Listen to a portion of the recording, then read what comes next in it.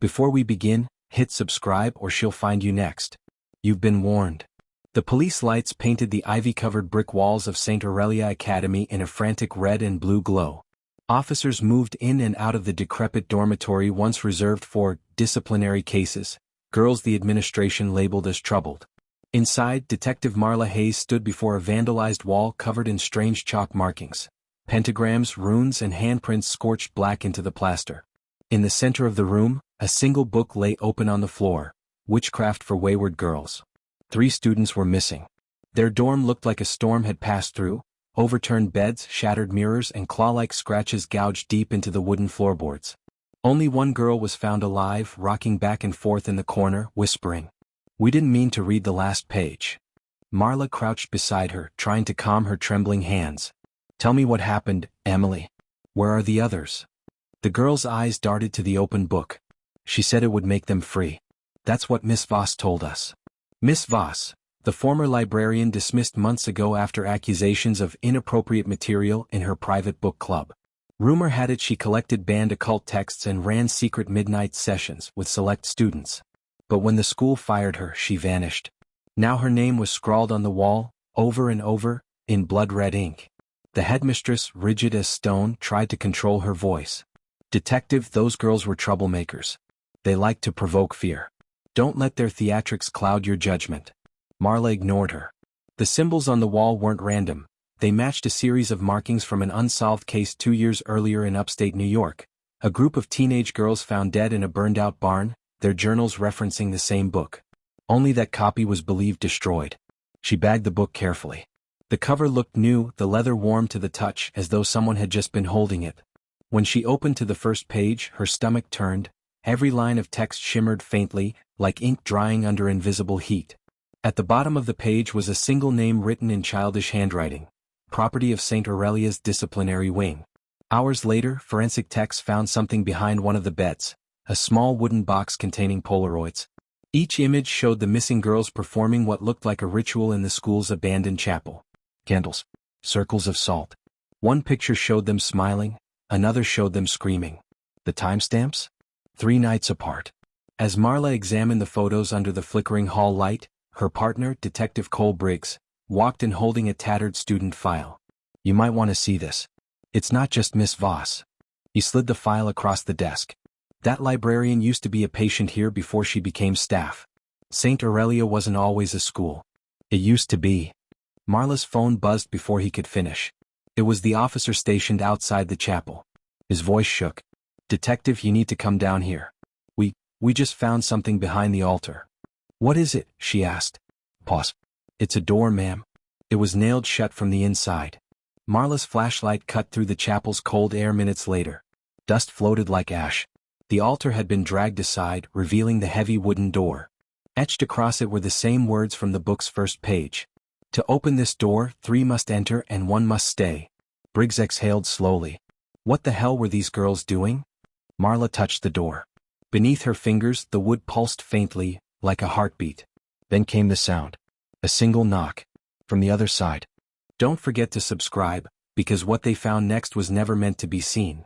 The sound came again, 3 slow knocks, echoing from behind the nailed-shut chapel door. Everyone froze. Detective Marla Hayes raised her flashlight toward the wood, her voice steady but low. "Anyone in there? This is the police." No answer. Only the faint crackle of candlelight and the soft hum of wine through the broken stained glass windows. When they pried the nails loose and pulled the heavy door open, a wave of damp, stale air poured out, the smell of mildew, rot, and something metallic.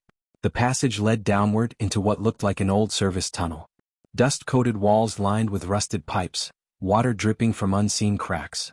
The school had no records of any basement under the chapel, yet this corridor stretched far beyond the foundations shown on the blueprints. At the end of the tunnel, the detectives found a small room. A wooden table stood at the center, surrounded by more symbols, the same strange runes drawn in a circle, burned into the stone floor. On the table sat 3 melted candles, a broken tape recorder, and a school uniform folded neatly on top of an old Bible. Cole picked up the recorder and pressed play. The tape hissed before a trembling voice spoke. "This is Emily. We're starting the ritual again. Miss Voss says the book chooses who stays. I don't want to do this anymore." Then a second voice interrupted. Calm, older, female. You must finish, child. The text demands 3 to open the door and 1 to seal it. The tape cut off with a sudden thud. Cole's expression darkened. That's Miss Voss's voice. Has to be. Marla nodded. Then she's alive. Or she was here recently.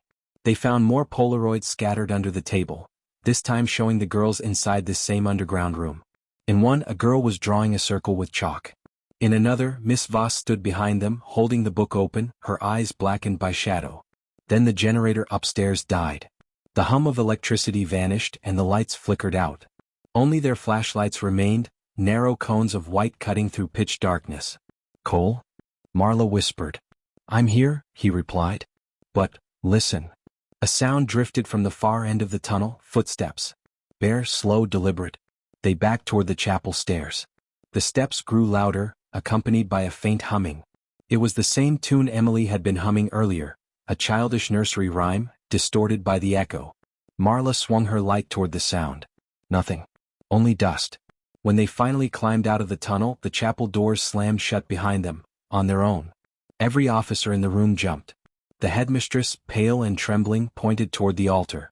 The book, she gasped, was there again. The same book they had sent to the station for evidence. Cole cursed under his breath. That's impossible. I logged it myself. Marla flipped it open with her pen. The pages were blank, all except the last one. In new, wet ink, a single line appeared before their eyes. The ritual continues. One must stay. Then Emily, the only surviving girl, screamed from outside the chapel. Officers rushed out. She was standing in the courtyard, drenched in rain, staring at the building's upper floor. Her voice was hoarse, terrified. She's here, Emily cried. Miss Voss came back. She's upstairs. When they looked up, lightning flashed, and for one brief second, a figure stood in the dorm window. A woman in a dark dress, smiling faintly, her hand pressed against the glass. Before we end this case, hit subscribe because once you know the truth, you'll never sleep the same again. Rain battered the academy's courtyard as officers stormed the old dormitory. The halls reeked of mold and burning wax. Marla Hayes led the way, her flashlight beams slicing through darkness thick with dust. Each step creaked underfoot, like the building itself wanted them gone. Check every room, she ordered. She's here somewhere. They split into teams. The storm outside groaned against the broken windows, thunder rolling across the hills. Then, a voice over the radio. Detective Hayes, we've got movement on the 3rd floor. Marla and Cole raced upstairs. The air felt heavier, damp and electric. At the end of the corridor, one door stood slightly open. Candlelight flickered inside. When they pushed the door wide, the scene froze them. Emily was there, standing in her soaked nightgown, facing an empty chair. On the desk before her sat Witchcraft for Wayward Girls, pages fluttering though there was no breeze. Emily, Marla said carefully, lowering her weapon. Step away from the table. The girl didn't move. She said I had to finish the reading, Emily whispered. Then I can go home. Cole moved closer. Who said that, sweetheart? Emily turned her head slowly, her eyes glassy, unfocused. Miss Voss. Lightning flashed outside. In that instant, the shadow of a woman appeared on the wall behind her. Long hair, tall frame, the outline unmistakable. But there was no one standing there. Marla scanned the desk.